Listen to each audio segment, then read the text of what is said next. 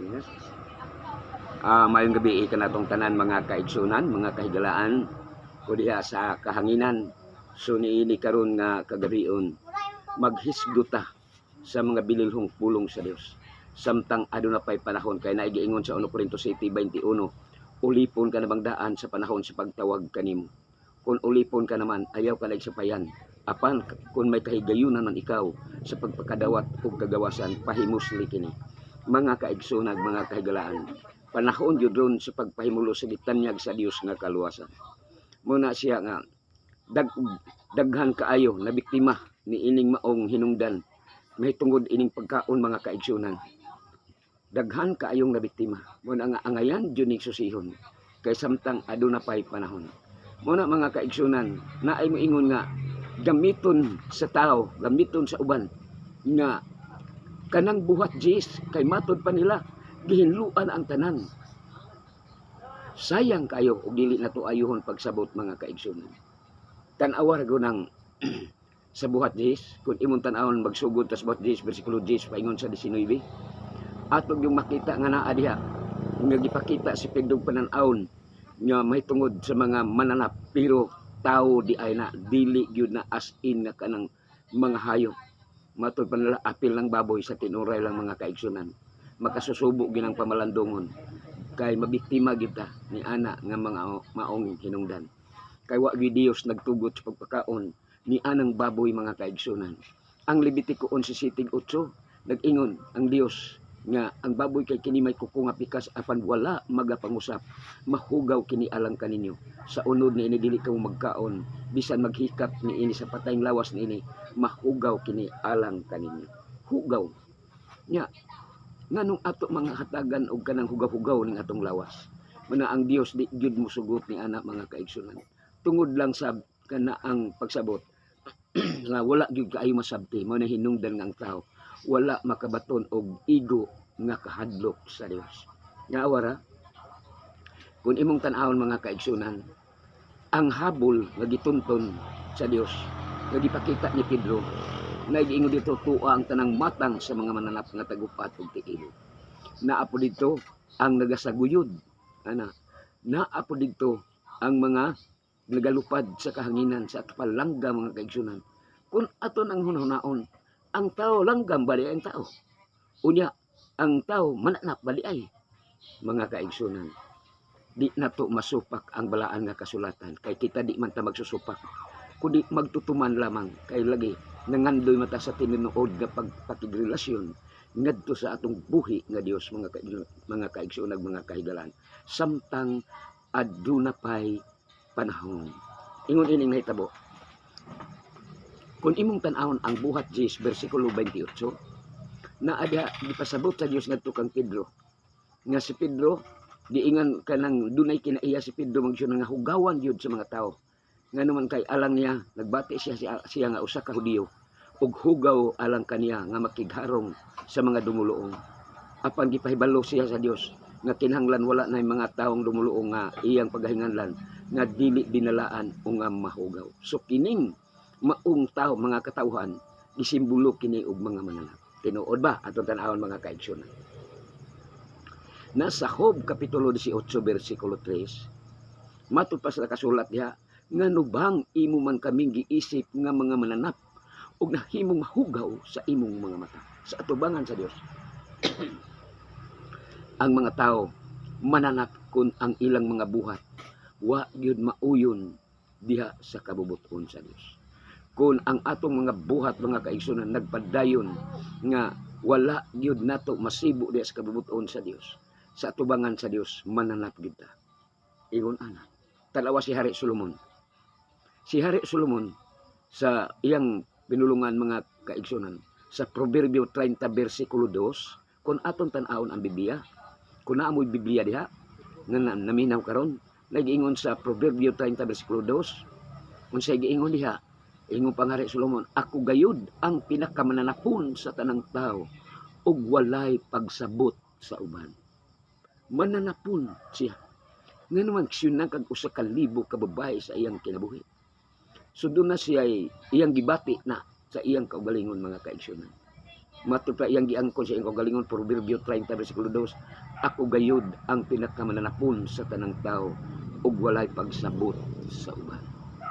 So ang tao mga kaigsunan, mananap gyud sa atubangan sa Dios kun ang kinaiya dili mausab, dili mosibo sa kabubuton sa Dios. Mabitaw na ingos Kristus Mateo 7:21, dili ang tanan nagatawag kanako nga Ginoo makasulod sa ginharian sa langit, o dili kadto lamang nagatuman sa kabubuton sa kong amahan nga anaa sa langit. So di gyud pwede nga igo lang tang mosampit og Kristo, sampit, pero wala nato hatagi og bili ang pagtuman sa iyang kabubuton. Manang sa Marcos 7 versikulo 6 sa ingos Ginisos, sapagkat tinuod haduol ako sa inyong mga ngabil, apan halayo ako sa inyong kasing-kasing. Kay kung pasultihon, praise the Lord, hallelujah, Kristo. Pero tanaw ang mga buhat na uyon ba sa kabubuton sa Dios, biktima sa maong pagkaon. Manang ingon sa Proverbio 23 mga kaigsunan versikulo 3, na ikuan tambag niya, ayaw pagtinghwaa ang iyang mga lamiang pagkaon sa nakita mo na sila mao'y malimbungon nga makaon. Lami, uban, lami kayo, di ko makabiya na.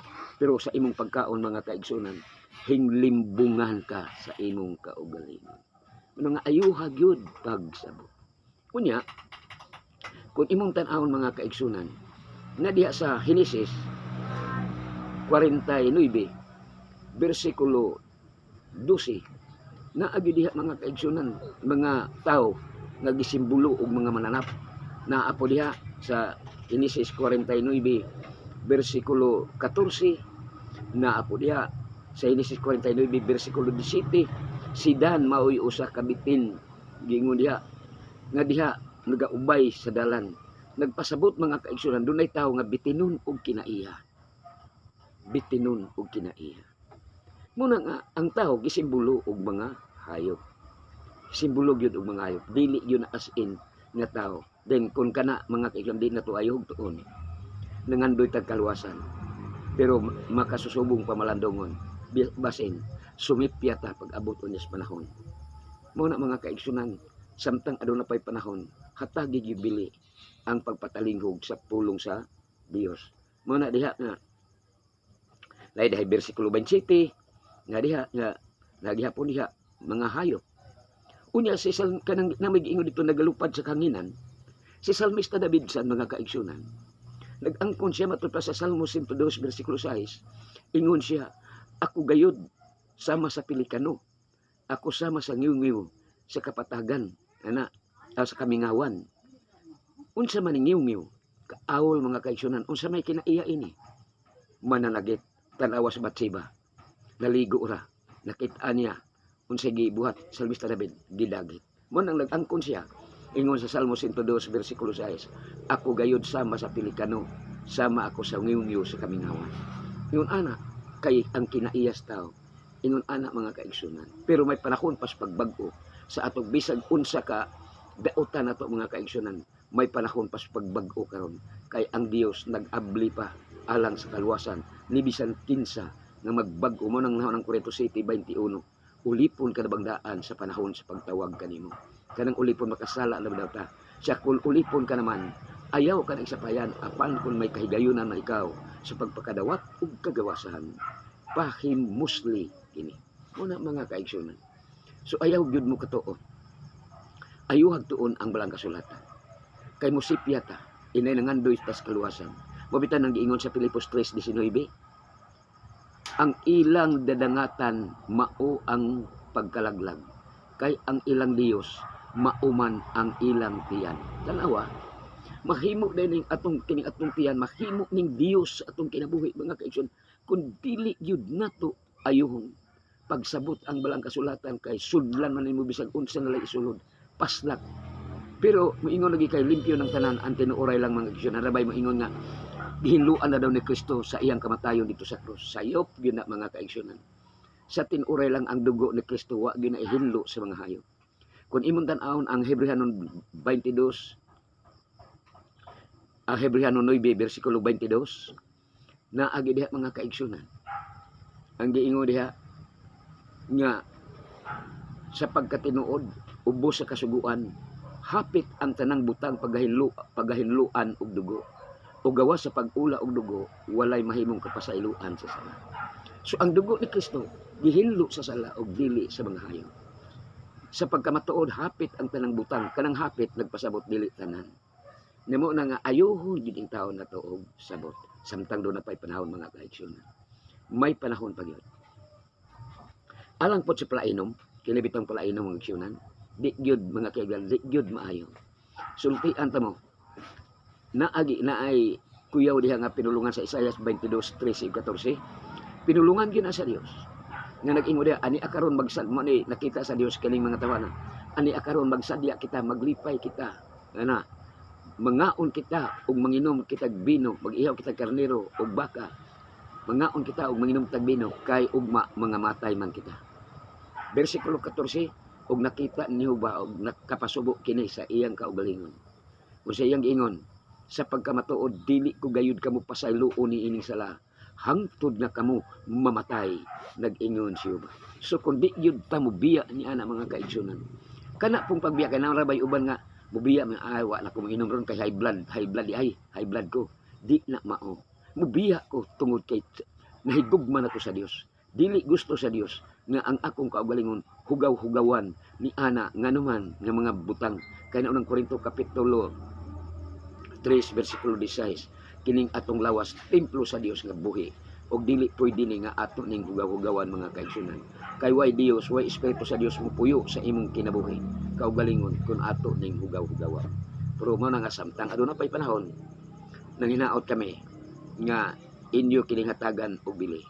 Kay wa gyud ni kanana ang moningon nga may panahon pa sa pagtulot timbang. Job 5:27, ani akaron kana atong gisusi, busa mauman kana, pataling hugi kana og kana tulot timbanga alang sa imong kaayuhan. Higala nang hinaot kami nga ining kagabion karon nga sa kamubo nga mensahe, nang hinaot kami nga kini makahatag ninyo og pagmata alang sa pagtuo nato karong kagabion.